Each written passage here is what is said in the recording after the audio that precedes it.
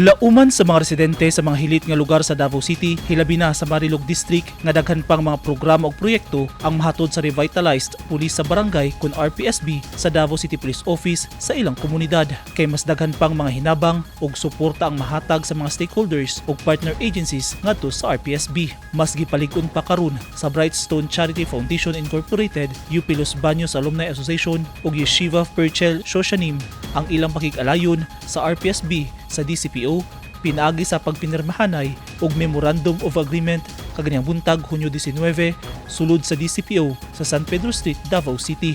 Marilog area is dako kaayo.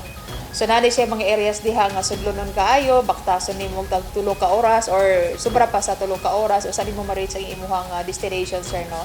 And mo ni siya priority sa ato ang Revitalized-Pulis sa Barangay sa Davao City Police Office nga tabangan sir this IP community sir no sa ato ang kaigsuonan na IP sir nga kailangan yun nga i-assist nato, tabangan nato sila mga pinahanglan like giving the quick impact project sa ilahang mga hinanali nga mga projects sir nga ilahang magamit dayon nga while napay nagpaabot pa sa project nga ihatag sa gobyerno ang ika-offer sa Revitalized-Pulis sa Barangay sir through the help of the stakeholders. Nagtuang Davao City Police nga pinaagi sa pagig-alayon sa ilang mga stakeholders, partner agencies ug mga pribadong institusyon. Mas daghan pa nga mga komunidad, hilabi na ang komunidad sa mga miyembro sa tribo ang matabangan sa mga quick impact project sa R-PSB. Gikalipay sab sa DCPO nga nabati sa R-PSB ang kinasing-kasing nga kooperasyon sa mga tribal leaders ug mga opisyal sa barangay ug mas dali na alang kanila nga mahatod ug mapatuman ang mga programa o proyekto ngadto sa hilit nga mga komunidad. Yes sir, ang role manggod sa Davao City Police Office Revitalized-Pulis sa Barangay sir is tulay ni siya sa community ngadto sa gobyerno.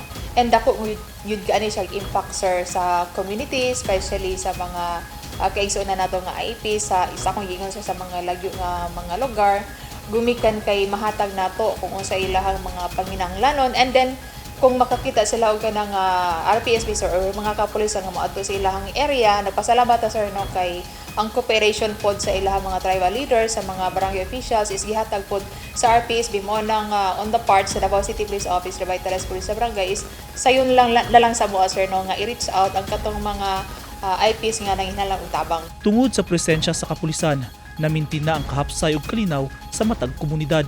Nakuha sab sa R-PSB hasta ang pagsalig sa katawhan. Nang hinaut ang DCPO nga pinaagi sa MOA tali sa ilang mga stakeholders, mas mabubuan ug mahatagan pa og atensyon ang mga proyekto sa R-PSB alang ngadto sa mga komunidad nga labing nanginahanglan sa ilang tabang.